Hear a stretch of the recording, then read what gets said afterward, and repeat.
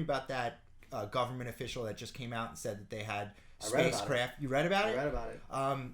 That spacecraft that they have, the way that it works, doesn't work off a propulsion system, but it works by bending time. Bends time in front of the vehicle. Bends space time in front of the vehicle, and the vehicle rolls forward. Almost like if you had a mattress and you put a bowling ball in the middle of the mattress, and then you took your fist and pushed down right in front of the bowling ball would just roll. But from what I read about it, you can only see as far back as how long the machine had been working for. Well, the machine I didn't think was to see in the past. It was a travel. To go in the past. To go into the past. No, I think it's just to travel.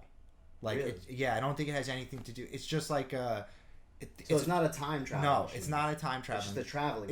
It's just a machine, like a car without a motor. There's no motor. The way that it runs is by bending space-time in front. And the government kind of admits this. They're putting all this stuff out during COVID so no one realizes. But the Freedom of Information Act, they're putting out a lot of information like this. And it's Bob Lazar has been talking about it for a long time, that he worked on this in Area S4. Mm-hmm. So it's definitely real. Well, I've read about like Hitler and he had UFOs. We were talking about India. Yeah. Hitler's another big one. You want to learn about the past and learn about what people were trying to achieve as far as like goals of spirituality. And I'm not saying that the Holocaust was a good thing or anything like that, but Hitler was looking for the Abrahamic Library, the Library of Alexandria, whatever you want to call it, whatever library had all those books from the East. Right. The secrets that explained, that explained creation and things like that, like the real creation. Right. He that's what he was looking for. And a lot of the stuff that I read about UFOs and traveling distances in short amounts of time was that the goal, and Tesla thought this too, and this was when he was having the big battles with Einstein. You don't move. Time folds into you, or the distance folds into you. He was having battles with Edison. Sorry. Edison. I was caught up on that. Yeah, Edison. So what did he say? So he said that that time folds into you. You don't go the distance. The time folds back into you, and that's why it takes less time to get where you're going.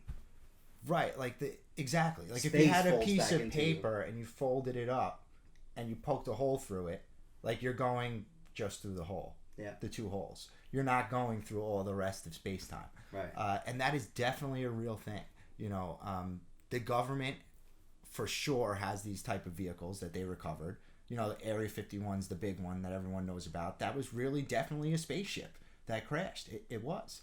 Too many correlating factors happened where people have told us what that worked at these places, what there was, and now the government is confirming it quietly. But it's not a coincidence. Like that's what it is. So why did Edison win? Like I guess the general consensus is that Edison won in that battle between himself and Tesla wanted to give energy for free. That's why. That was the end of it. Yeah, the Tesla coil. That was here in Long Island. It's still used now. Is it? I mean, power plants are made of coils. Yeah, well, what Tesla was going to do was he had the big one out in Long Island that they knocked down, or it's a museum, that he was generating power just from the ground, from the earth. He was generating the electricity. And of course, for the same reason that they don't want us to know about this technology that would eliminate the need for fossil fuels, we wouldn't need that anymore. It would change the entire... So you wouldn't need coal to create electricity because it would come from the earth, right? It would be electromagnetic waves from the earth, I'm talking about the propulsion system also. Right. Would eliminate the need for fossil fuels. You wouldn't need cars with motors. It would change the entire world infrastructure, the entire world economy. The way that things move and our goods are delivered would be cheaper. So they don't want that. And just to be just clear, like they didn't want Tesla. The basis of the propulsion is maglev? I don't know. I think it's element 115, they say, is how it runs. You familiar? No. Is it magnetic or is it not? It's another interesting thing that people like Bob Lazar spoke about a long time ago and told us they had this element 115. That's what the craft runs on. Everyone said no, and then they just proved it in the Hadron Collider in Switzerland. They How did they get the element 115? I guess it was, I'm not a Where physicist. is it? Where do you find it? It doesn't occur here naturally. They had to make it in the Hadron Collider. Yeah, they had to make it, and they did. So they made something that doesn't exist, because if it's not here, we haven't really explored space in that way. Yes. So if it's not here, they made an element. But they made an element that doesn't. Here. But isn't the whole idea of an element that it's like made of one thing? And you just brought up a great point that I never thought of before. Why did they make that element? Right. Like, why did how did they even know? Right.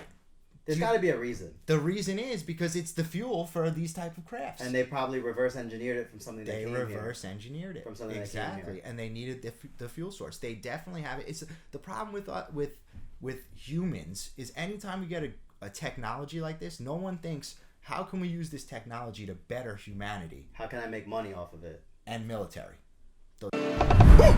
Let's talk